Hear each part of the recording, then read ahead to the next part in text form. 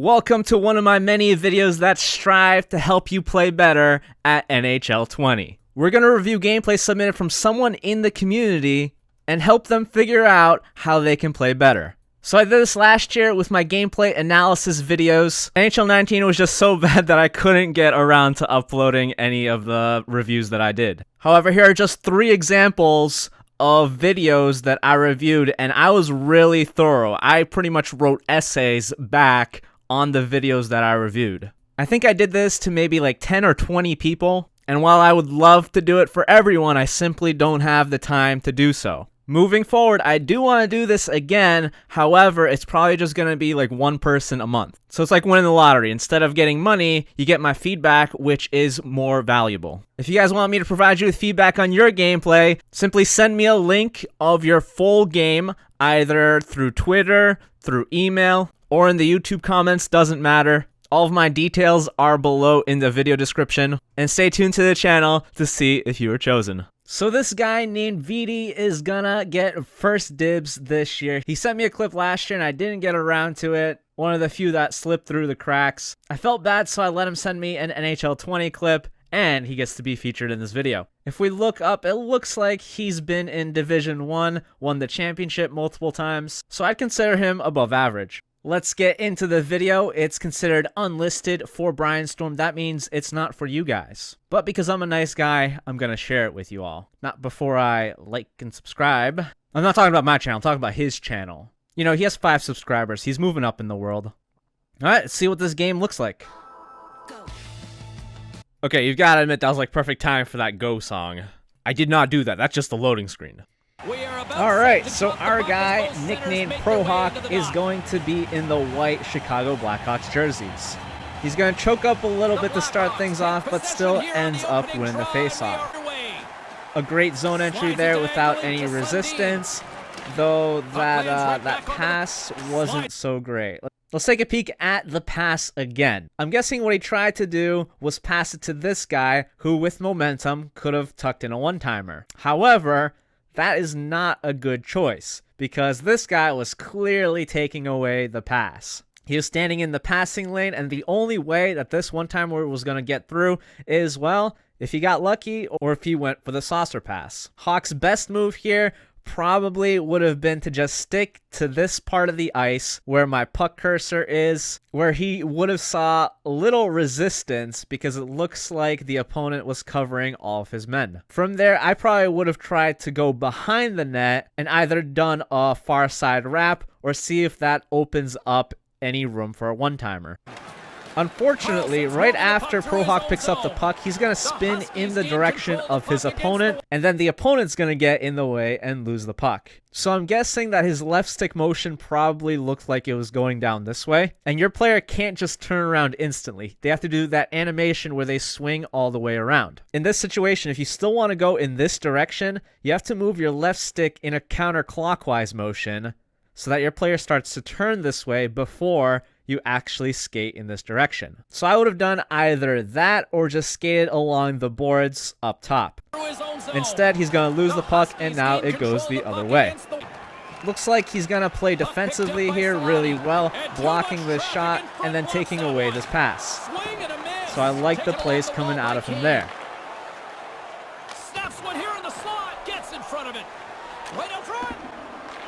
And then what I just saw there was definitely not something that I really see people do. When the opponent gets this loose puck back, he's going to cycle it around for a bit. He has a bunch of options available to him, as this guy can be really dangerous if he enters the slot. He's going to choose to pass it back to the defenseman, and the opponent's going to get pretty lucky getting this pass across. But what I don't like here is when ProHawk stepped up to this guy, because once he lost this battle and the opponent got around him, the opponent has a really good chance of scoring.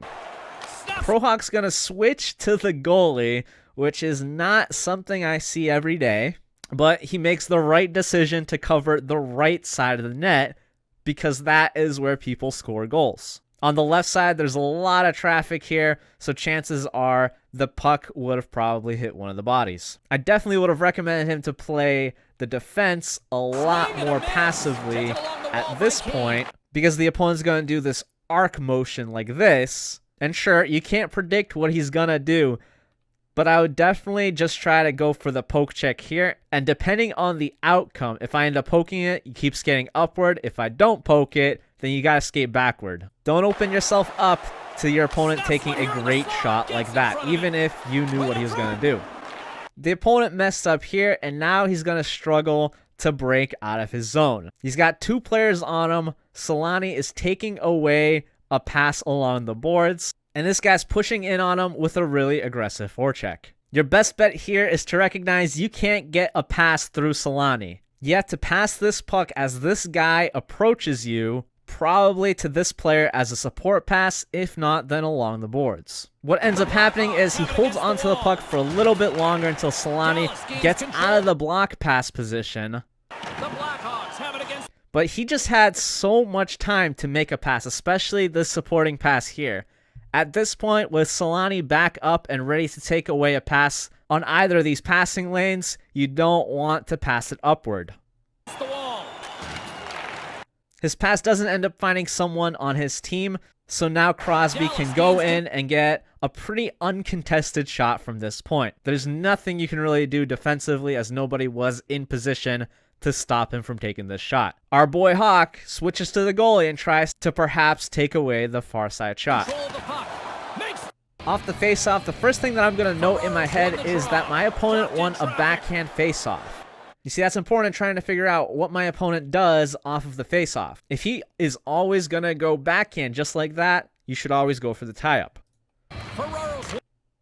He's going to end up shooting straight off of this face-off as soon as he gets the puck with McAvoy. There's not a whole lot that you can do about that just because of how quick that was. But I also haven't really seen this shot go in very much. So I would say let him have it. We get a battle for the loose puck, chasing after it in his zone, and he's going to go on the breakout. He does a great defensive skill stick. Shades of Brianstormed here, where the length of this guy's stick, there was no way that he was going to trip him, so he just swung his right stick left and right with a defensive skill stick to knock the puck loose. His Gustafsson's going to pick up the puck, he's going to pass it out, and when he enters the zone, he's going to get pushed to the outside, then curl back around. Does a great stop and go play, making his opponent think that he's going left, but instead he's going to go toward the net and get a lot of open space, a lot of time here to take a quality shot. Sure, he ends up losing the puck, but he gets it right back in time to score this goal.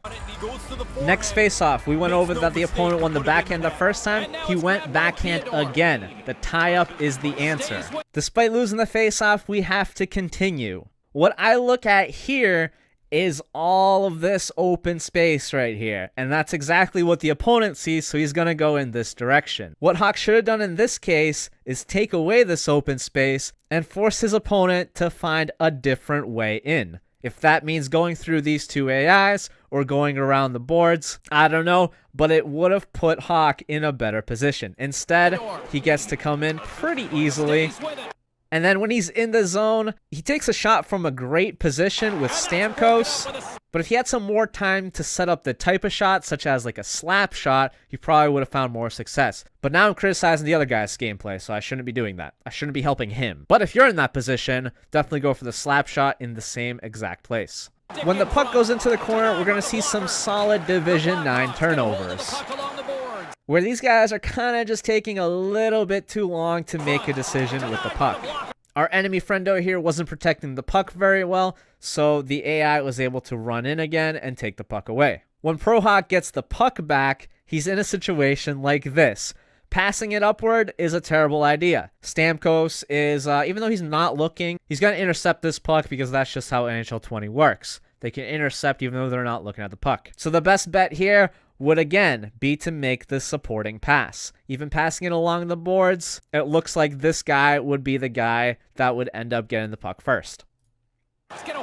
He's going to end up losing the puck. Lindholm has it, who's going to cycle it around, and he's going to take a shot from the point, which isn't all that great. But again, ProHawk just didn't have enough time to stop this shot from happening. Along the boards, his Gustafsson's going to pick up the puck, and while I like what he did there to break out of his zone and enter the opponent's zone, I think this pass came a little bit too late. The opponent's going for the hip check, also shades of Brianstormed, but I think he was a little bit too far away to be able to do it successfully. I think he should have made this pass as soon as he touched the puck. The one-touch pass. He would have got it upward to this guy so he can continue the play. The reason why I wanted him to be quicker with it is because if this guy went for the board pin instead, I feel like he would have been in a pretty bad position. But of course, Division 9 players, they don't know all the controls in the game. The face-offs. Again, your opponent is going to go for the backhand. You got to go for the tie-up.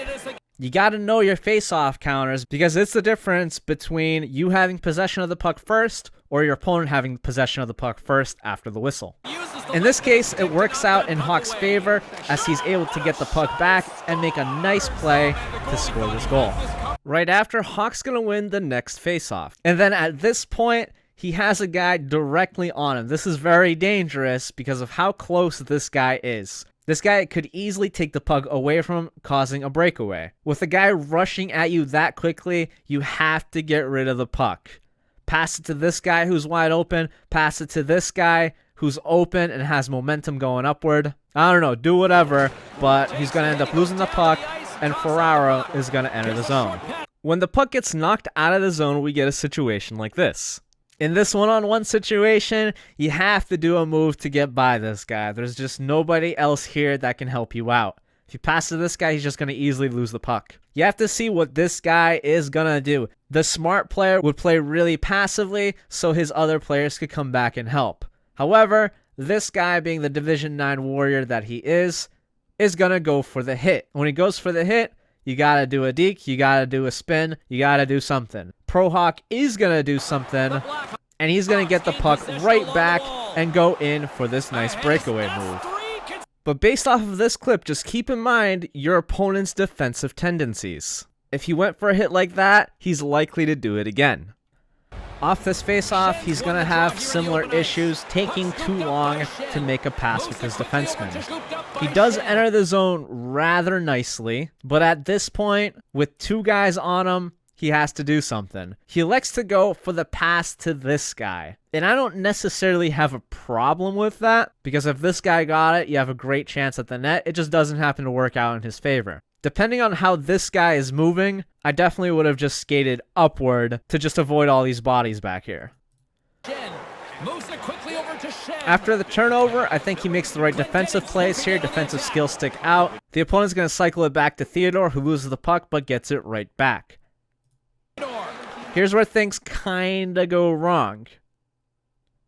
Number 6 is just not in an ideal position.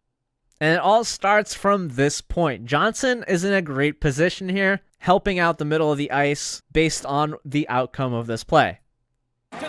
He starts to skate to the right, which I don't know if it was because he was trying to shut down this pass here, but it ends up putting him in a bad situation. I probably would have started skating up a little bit and obviously picking up this loose puck if that ends up happening.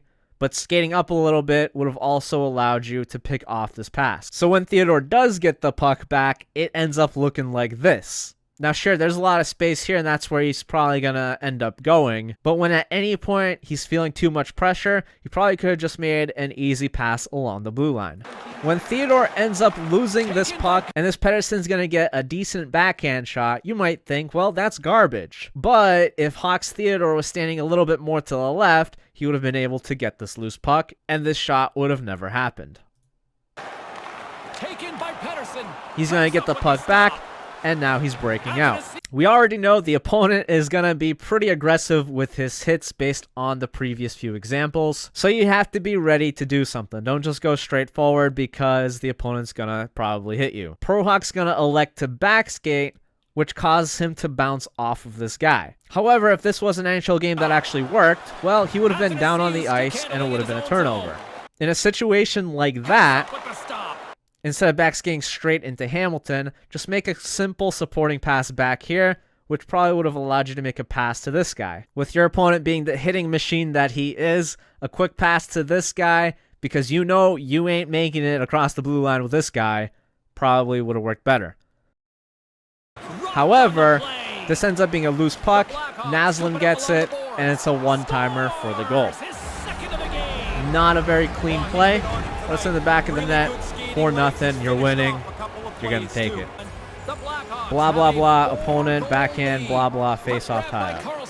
Opponent entering the zone, I don't mind him switching to Johnson and playing defense here. I think it was the smart idea, just in case his opponent made a pass to this guy who would have had free reins going toward the net. However, when they get the puck back to the point with Crosby, he's still using Johnson, and he's skating in this direction. Let me tell you how there's absolutely nothing that Crosby's going to do here to score a goal. Johnson skating toward him like this just isn't benefiting your defense. Your best bet is to try to switch to pretty much any one of these like 3 guys here and take away this part of the ice. If Crosby doesn't make the pass to this guy coming down and into the zone, he probably would have tried going along the boards. And then at that point, you can switch back to Johnson and either time up along the boards or just play defense and force him to the outside. This pass is going to end up going to Carlson, who has a great shot, which probably would have gone in if he didn't switch to the goalie. Taking the puck back, he displays great patience. Nobody's pressuring him. You have a lot of time to make a decision, which he does with that pass and the subsequent pass. When the opponent breaks out, I don't think I have any problems with this defense. I think if he did something else, he probably would have opened himself up to a lot of issues. But when the opponent's actually in his zone at this point, this is where things go wrong for Hawk. He makes the 50-50 decision in expecting Lidstrom to go along the blue line, which he doesn't. Instead, Lidstrom uses Crosby as cover to get around Hawk's player. When Hawk loses this battle, he kind of panics and ends up tripping the opponent. Losing that battle's okay because it didn't exactly lead to anything too dangerous. However, the panic was not. Naslund didn't need to skate all the way to the left here and go for the poke check. If you just switch to pretty much either of these 2 guys, maybe this guy as well, all you had to do was stand right about here. You would take away the shot if his opponent was coming in and shooting like this. You take away the pass if this guy's going for the one-timer this way. But instead, we get a trip, we get a penalty. It's a 5-on-4. Off this face-off, this does not count as a tie-up. They just had a draw, which led to this play. What he did there was pretty ballsy. There is no reason to make this pass down here. This guy was clearly on him, and this absolutely should have been a goal against him. However, he's going to get lucky, and somehow the puck ends up in his hands. Trying to get the puck out of his zone. He's got 3 bodies right here. Definitely wouldn't do anything risky in this area of the ice. This guy is wide open and help you get rid of the puck. You should make the pass along the boards and then upward, where this guy can be pretty aggressive shorthanded. However, he ends up holding onto this puck for a little too long, and I think he's going to get pretty lucky here because he should have lost this puck. However, he's going to retain possession of it, and he ends up getting it out. He's going to do a nice one-touch deke with Rantanen against Stamkos, and his opponent's going to overcommit on this play. He's clearly trying to take away this pass, but he's just not set up properly to do so. So yes, making this pass across is the way to go. However, he's going to sauce it. He's going to do it a little bit too hard. So this one-timer, unfortunately, is not going to happen. He's still shorthanded here as the opponent's going to break out. I think he makes the right decisions defensively to take away these passes, play aggressive with this guy. But then right here, he should have pinned him against the boards to stop, well, this from happening and becoming a 5-on-3. The next face-off, the opponent's going to win it with, guess what, another backhand, and for some reason, doesn't shoot that. A better player would have easily scored that goal if they just shot the rebound. And then things get really ugly right here when he gets a quality one-time opportunity. So what could he have done there?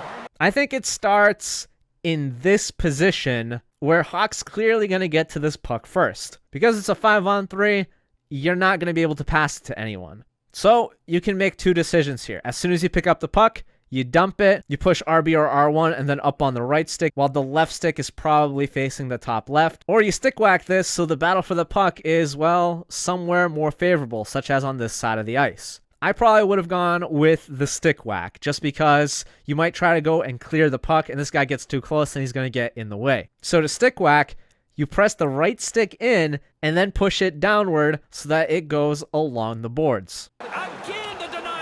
However, nobody picks up this puck, and it ends up being the one-timer. So then the only other thing that he could have done here, which he kind of tries to do, but he ends up going a little bit too far. He switches to Falk and just skates downward, take away the pass. But this guy's player ends up coming back and takes the one-timer here. He's going to pass the puck back out again. Another dangerous time to do so just because nobody's ready to pick up the puck. At this point, there's just not enough time to really do anything. The opponent gets a quality opportunity, and you couldn't really stop it. He does a smart thing, freezing it up this time. He's also going to get some fresh legs on the ice, which I think makes it better. He's guaranteed to lose this face-off, no doubt about it, and his opponent actually does something different for once. However, his opponent makes the wrong decision here with this pass to a guy that probably wasn't going to get the shot off. Getting so close right here, it's probably best to just shoot this at the net. When the puck gets back to this point, there's a lot of panic coming out of Hawk, but I think he still makes the right decision to try to cover this part of the ice. Breaking out, he does some nice long stretch passes, but I don't know about this decision to do a deke toward the three guys. They're really trying to get lucky here by trying to cut between the three of them. You definitely want to be just going uncontested to this side of the ice. Second period set to get underway. It was a disaster. When the opponent enters his zone with a nice pass, Kane's got a lot of room to show what he's got. With Letang, Hawk is going to do the defensive skill stick and try to push him to the outside. However, Kane's going to do a nice move and cut to the inside. I think Kane just overcommitted here. There was no reason to try to keep following Kane down here because he's not going to do anything. Definitely start skating toward the goalie a little bit so that if Kane does do a move like this, you're still ready to defend against it. And he takes a shot and makes the save. Passing it out there wasn't too bad. However, he just took a little bit too long to make the pass. And then after that, well, that is unfortunate. However, this guy, if it was a better player, probably would have scored this anyway. When Rantanen takes the puck away from the opponent off of this face-off, they're going to be closing in on him up here. What you want to do is make the pass back to your defenseman and go in with him. Breaking into his opponent's zone, Sundin's going to make a nice move, but I think he just released it a little bit too early. It's going to be pretty hard to score if you try to shoot that quickly. When he gets here, there's not a whole lot that he can do, but what he did do is one of those things that, well, he didn't need to do. A short pass to this guy could have opened up some opportunities. You also have a pass available to his defenseman, which, well, who knows what could have happened if his defenseman got it. He elects to curl inward. He's going to lose the puck easily. In this next play, his opponent is going to get a goal. The first thing that Hawk does is skate backwards so that he has three players playing defense. Pretty smart move. I like that. However, Crosby's going to get the puck. He's going to switch over to Letang and do absolutely nothing with him. And that's what's going to lead to this goal. What he did by doing this is he ruined his AI's logic. The AI was going to defend this pretty well, at least just get in the way or just be in the correct position. But by switching to him, moving up a little bit, all of a sudden Letang is just completely out of position and he's able to enter the zone rather easily. This ends up being a goal off of a rebound, and while that is kind of tough to swallow, especially when the guy that he's using is right here who could have picked up the rebound, letting him enter the zone like that is definitely a no-no. I mean, Crosby could have easily passed to this guy and probably got a decent one-timer opportunity as well. If for some reason you know that your opponent likes to go for rebounds a lot, all you really have to do is, well, stand here, but also face the right direction. He started skating to the right, and by skating to the right, it made it much harder for his guy to pick up this puck. The goalie's at your mercy, and he does not miss. Here's a short pass to McAvoy with the stop. Okay, I saw a lot wrong with that play. What Hawk really needed to be doing is playing the game. By not playing the game, well, McAvoy got a decent shot. After that, there's going to be a lot of possession changes here. I don't think there's really anything that you can do about this. I think no matter what, this was going to happen, and he was going to take this puck away. What he did at this point, however, is entirely in his control. And he fell for the same play that happened to him earlier when his opponent cut to the inside. He's just overcommitting to this part of the ice. He makes the right decision to come back and try to help the goalie by blocking this shot. Breaking out, he made the right decisions, the right passes. I mean, that Deke could have been better, but it works out. Entering the zone, when he went toward the boards, he made a nice pass to Shanahan. But this stick handle right here was unnecessary. There's no need to pull your right stick back this far. You're not protecting the puck from anybody up here. It would definitely be way better if you protected the puck by holding your stick out to the opposite side of where the defender is. So in this case, it would just be straight to the right. Ends up losing the puck because the defender makes a smart stick lift. The next time that Hawk does something that is less than ideal is about halfway through the second period. He's going to take this puck back in his possession in the opponent's zone. He's going to hold on to the puck for a little bit too long with Gilmore, but understandably, there's not a whole lot that he could have done here, except have the behind-the-net strategies or just pass it behind the net and try to get it to this guy. Circling around his opponent's net with Athanasiou, he's going to get into a position like this, where his player was ready for this pass. He sees nothing but net. But with Athanasiou, he decides to just hold on to the puck and try to take the shot instead. Definitely want to go for that quick one-timer. More spoilers. The opponent's going to score on the next play. Hawk is really feeling the pressure and falling apart right now. Too bad I couldn't be there to save him.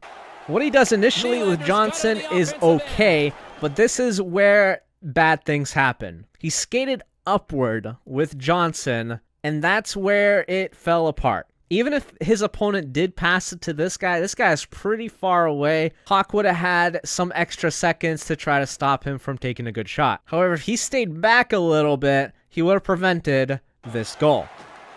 Heads deep and scores! He tried to also play goalie himself, which, well, I guess isn't too bad. Hawk looks like he knows what he's doing with the goalie, but it just doesn't end up working out in his favor. 5 minutes left in the period. Hawk is on the power play, and his opponent is going to gift him an odd man rush. Here's a short pass to McAvoy. With the opponent covering the guy on the left so well, a pass really isn't a good idea. You could take a shot like this for a high-scoring chance, but you gotta realize that the opponent is taking away this pass. Don't try to force something, because if it goes in, you just got lucky. If you didn't take that shot, the only other opportunity that you have here is go for the one-handed tuck on the breakaway move. So you'd be skating like this and do the one-handed tuck like this. With a minute left in the second period, his opponent is going to tie the game up. And we're going to start by talking about what Gartner was doing here and what he was thinking. It's okay, absolutely, to push up on this play.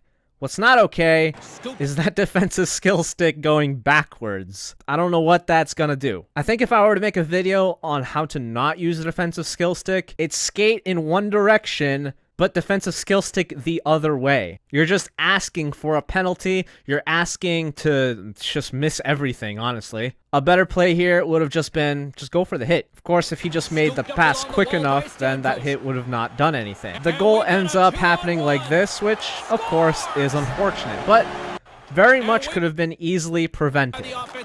Starting with this hit, and then after that, Gustafsson just a little bit too high up, allowing Lindholm to burn by him. And then here, it's a 2-on-1 situation. Of course, you gotta take away this pass. You hope this AI is gonna do something to help you out, and that's what ProHawk's gonna rely on because he's focusing on the pass.